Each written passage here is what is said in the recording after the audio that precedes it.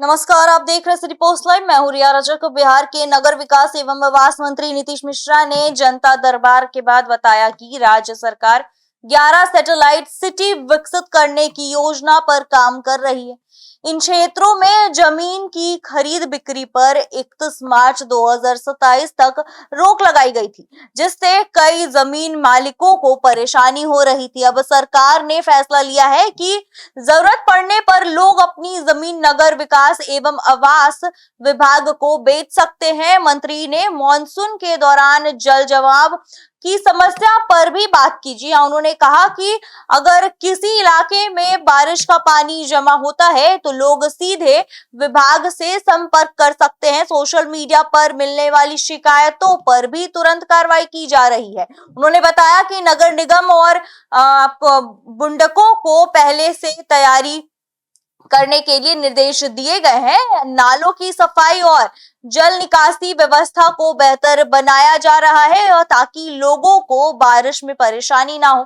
जरूरत पड़ने पर नए नियम भी बनाए जा सकते हैं। और क्या कुछ कहते हुए नजर आ रहे हैं मंत्री नीतीश मिश्रा, आप सुने। देखिए, ये आप अवगत हैं कि राज्य सरकार आदरणीय मुख्यमंत्री सम्राट चौधरी के नेतृत्व में 11 सैटेलाइट टाउनशिप को बनाने का निर्णय मंत्री परिषद से मिला हुआ है और इस निर्णय में चरणबद्ध तरीके से हम लोग सैटेलाइट टाउनशिप, जो एक बहुत व्यापक सरकार की महत्वाकांक्षी योजना है, उस पर हम लोगों ने काम करना प्रारंभ किया।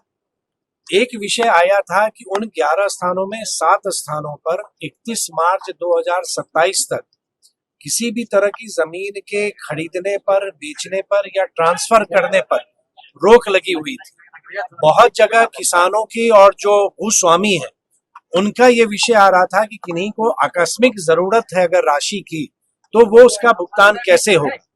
तो राज्य मंत्री परिषद ने जो बैठक हुई है कल, उस बैठक में 3 तरह का निर्णय हम लोगों ने अपने प्रारंभिक प्रस्ताव में संशोधन किया है। एक कि जिन भूस्वामियों को आकस्मिकता आवश्यक अगर होगा, कोई इमरजेंट वर्क होगा उनका, तो वो राशि उनको आवास बोर्ड के माध्यम से दी जाएगी। आवास बोर्ड उसकी जमीन को खरीदेगा तो उनको वहां पर आवेदन देना पड़ेगा और आवास बोर्ड उसकी एक प्रक्रिया बना रहा है। दूसरा, जो राज्य सरकार या केंद्र सरकार की योजनाओं के लिए जमीन की आवश्यकता होती है, उसको भी हम लोगों ने फ्री किया है कि इस अवधि में अगर कोई सरकार की प्रोजेक्ट पर काम होना है तो वो भी इससे फ्री रहेंगे। तीसरा, जो इंडस्ट्री डिपार्टमेंट का स्टेट इन्वेस्टमेंट प्रमोशन बोर्ड है, उससे अगर कोई उद्योग लगाने के लिए जमीन कोई लेना चाहेगा, उसको भी हम लोग इससे मुक्त कर रहे हैं।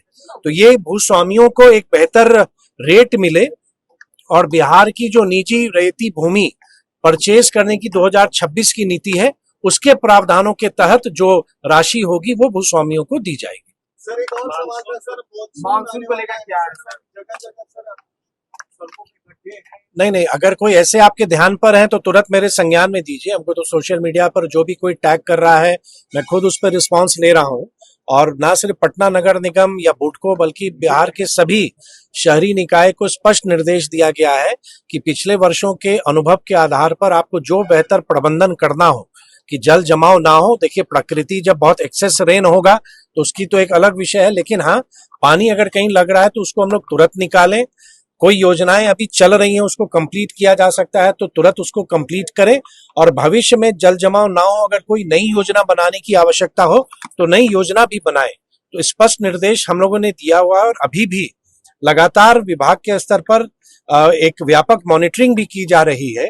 और हर एक नगर निकाय को ये स्पष्ट निर्देश है कि आपकी जो आवश्यकता है, मुख्यालय स्तर से जो मदद आपको चाहिए वो मदद मांगिए, हम उनको वो मदद उपलब्ध कराएंगे। वर्करों के लिए ऐसी लाउंज बनाया जा रहा है क्या? नहीं, वो बन चुका है और मुझको लगता है अगले कुछ दिनों में उसकी शुरुआत होगी। एक बहुत बड़ा पहल बिहार ने किया है और ऐसी सुविधा बहुत कम राज्यों में संभव तो होगी। ये वैसे व्यक्ति हैं जो हर एक घर में जाके लोगों के लिए सहूलियत, उनके सामानों को पहुंचाते हैं।